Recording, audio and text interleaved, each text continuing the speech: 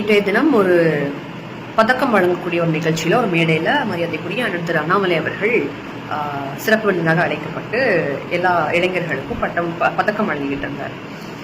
அந்த ஒரு சூழ்நிலையில் திரு டிஆர்பி ராஜா அவருடைய பையன் அவருக்கு பதக்கம் வழங்க போறாரு திரு அண்ணாமலை அண்ணன் அவர்கள். அந்த பையன் பதக்கத்தை வாங்க மாட்டானா, இப்படின்னு சொல்லிட்டு பதக்கத்தை வாங்காம கையில வாங்கிட்டு போயிட்டாரு. அவருக்கு அது ஏதோ பெரிய ஒரு கெத்தாயிடுச்சு போல. இப்ப எனக்கு என்ன புரியலன்னா, உங்க அப்பா யாரு, உன் தாத்தா யாரு, இந்த ஊரை கொள்ளையடிச்சு அந்த காசுல உங்க தாத்தா உங்க அப்பனை வளர்த்தி உங்க அப்பா ஒன்ன வளர்த்தி அப்படிதான் இன்னைக்கு நீயே இங்க இருக்கிற. ஏதோ நேர்மையான காசுல வளர்ந்து நேர்மையான காசுல படிச்சு நேர்மையான காசுல உடம்ப வளர்த்தி இன்னைக்கு என்னமோ நீ பதக்கம் வாங்குற மாதிரி என்ன தைரியம் இருந்தா நீ இந்த பாணியில சுத்துவ?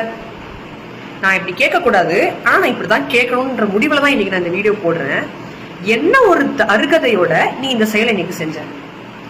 உனக்கு 9 வருஷம் நேர்மையா படிச்சு உழைச்சு 9 வருஷம் ஒரு ஐபிஎஸ்ஆ வேலை பார்த்த ஒரு அதிகாரி நேர்மையானவங்க கையில இருந்து உனக்கு அந்த பதக்கத்தை வாங்குறதுக்கு அவ்வளவு வலிக்குது. ஏன் வலிக்காது? திமுகவுல இப்ப சமீபமா நடந்திருக்கக்கூடிய ஒரு பெரிய பிராக்டிஸ் என்னன்னா, நல்லவங்க கையில இருந்து பட்டமோ பதக்கமோ வாங்கக்கூடாது. வாங்கக்கூடாதுல அவங்களால வாங்க முடியாது. ஏன்னா அவங்களுக்கே தெரியும், எனக்கு அதுக்கான அருகதை இல்லை, நான் அதுக்கான ஆள் இல்லை, எனக்கு அதுக்கு கொஞ்சம் கூட தகுதி இல்லை. நல்லவங்க கையில இருந்து ஒரு பதக்கமோ ஒரு பட்டமோ வாங்குறதுக்கு எனக்கு தகுதி இல்லை. அப்படித்தானே சமீபத்தில் ஒரு 2 வாரத்துக்கு முன்னாடி மரியாதைக்குரிய மேதக ஆளுநர் அவர்களுடைய கையில இருந்து திமுகவினுடைய ஒரு துணை செயலாளருடைய மனைவி பட்டம் வாங்க மாட்டேன்னு சொன்னாங்க. அத மாதிரிதான் இன்னைக்கு டிஆர்பி ராஜாவுடைய பையன் பண்ணியிருக்காரு, திரு அண்ணாமலை அவர்கள் கையில இருந்து பதக்கம் வாங்க மாட்டேன் அப்படின்ட்டு. இப்படி கேவலமான கீழ்த்தரமான ஒரு செயலை கடந்த சில வாரங்களாக திராவிட முன்னேற்ற கழகத்தில் இருக்கக்கூடிய ஈனத்தனமான பிறவிகள் செய்து கொண்டிருக்கின்றார்கள். இப்படி இந்த ஈனப்பிறப்புகள் செய்யக்கூடிய இந்த ஈனத்தனமான செயல்களை திமுக காரங்க ஏதோ பெரிய உலகமாக சாதனையை செஞ்ச மாதிரி தலையில தூக்கி ஜிங்கு ஜிங்குன்னு ஆடிக்கிட்டு இருக்கிறீங்களே, நீங்கெல்லாம் என்ன பிறப்பு பிறந்திருக்கிறீங்க? எனக்கு சத்தியமா புரியல. தமிழகத்துல உங்களுடைய ஆட்சியில காரி துப்புற மாதிரி கேவலமான ஆட்சியை பண்ணிக்கிட்டு இருக்கிறீங்க. அதை பத்தி குரல் கொடுக்கறவோ கேட்கறதுக்கோ அதை பத்தி உங்களுக்கு அசிங்கப்படுறதுக்கு இல்லாம ஒரு நல்லவங்க கையில இருந்து ஒரு பட்டம் பதக்கம் வாங்குறதுக்கு அவ்வளவு வலிக்கக்கூடிய இந்த ஈனப்பிறவிகளும் தூக்கி தலையில வச்சுக்கிட்டு அதே ஏதோ இவங்க பண்ண பெரிய சாதனைய மாதிரி நீங்கெல்லாம் தலையில தூக்கி வச்சு ஆடிட்டு இருக்கீங்க. கொஞ்சம் கூட வெக்கமா இல்லையா உங்களுக்குலாம்? நீங்கெல்லாம் இந்த சமுதாயத்துல ஒரு மாற்றத்தை உருவாக்க போறீங்க. உங்களுக்கு அசிங்கமா இல்லை அப்படி சொல்றதுக்கு?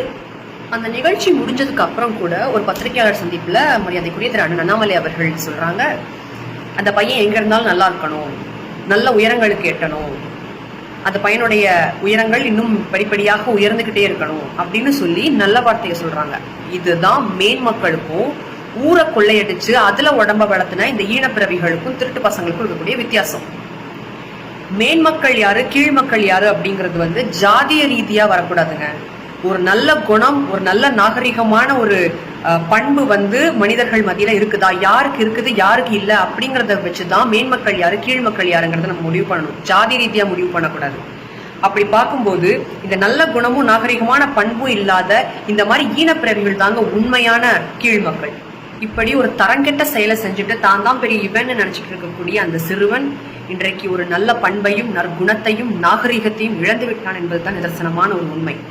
இனிமேலாவது உங்க அப்பா உங்க தாத்தா மாதிரியான இந்த தரங்கெட்ட பிழைப்பு பிழைக்காம நேர்மையானவர்களை பார்த்து நேர்மையானவர்கள் மத்தியில ஒரு நல்ல நேர்மையான ஒரு சிறுவனாக இனிமேல் உன்னுடைய வாழ்க்கையை நீ எடுத்து செல்ல வேண்டும் என்பது ஒரு சகோதரியாக என்னுடைய தாழ்மையான வேண்டுகோள். நன்றி.